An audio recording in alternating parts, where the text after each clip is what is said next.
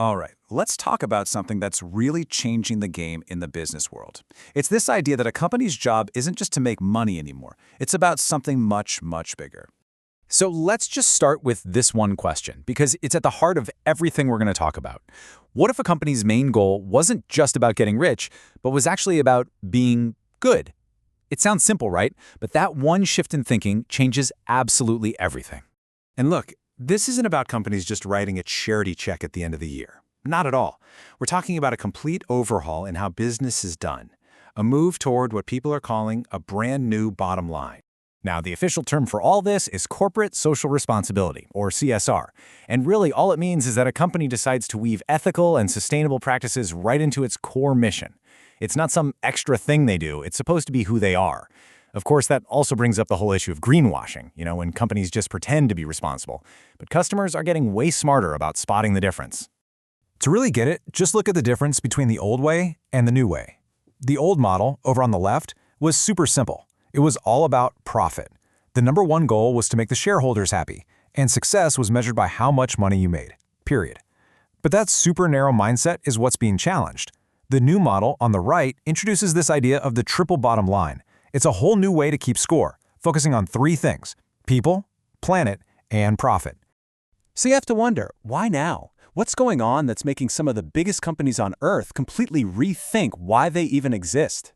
Well, it really boils down to a few major pressures. A big one is us, as customers and as employees. We're just demanding more.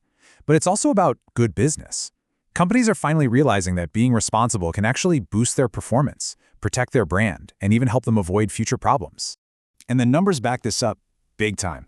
I mean, look at this. A whopping 78% of people think it's crucial for companies to get involved in social justice issues. And other studies show that 2/3 of us are actually willing to pay more for brands that are sustainable. So yeah, the money we spend is sending a really loud and clear signal.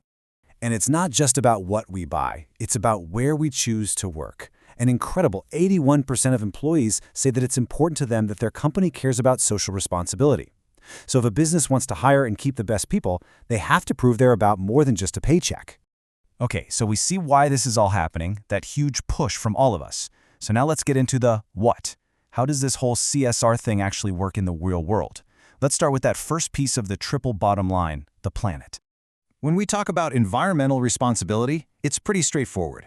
It's all about a company shrinking its negative footprint. That means doing things like actively cutting carbon emissions, switching to clean energy like solar or wind, being smart about using resources like water, and designing stuff that doesn't just end up in the trash. And this is really happening. I mean, take a massive company like Unilever. They've already switched their entire global operation to run on 100% renewable energy. That's huge.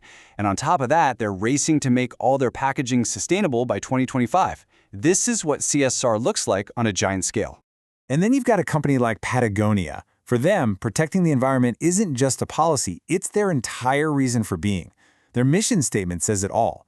They don't just sell you a jacket, they give 1% of every single sale to environmental groups, and they fight to protect wild places. Now let's move on to that second pillar, people. This is the social side of things, and it's every bit as important. We're talking about everyone from the person sitting in corporate headquarters to workers on the other side of the world. And here's a really critical point. A company's responsibility doesn't just stop at its own front door.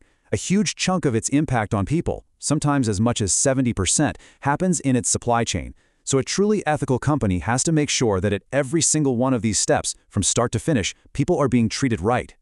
Starbucks is a great example of this in action. They have this program called CAFE Practices, where they work right alongside their coffee farmers to make sure everything is sourced ethically. That means fair pay for the farmers, safe conditions, and even direct support for their local communities. It's about making a positive impact right at the source. Okay, so we've got the planet and we've got people, but why does this all really matter to you and me? Well, for companies, this isn't just about feeling good. It's smart business. It helps them manage risks and can even make them more profitable. For us, it's about power.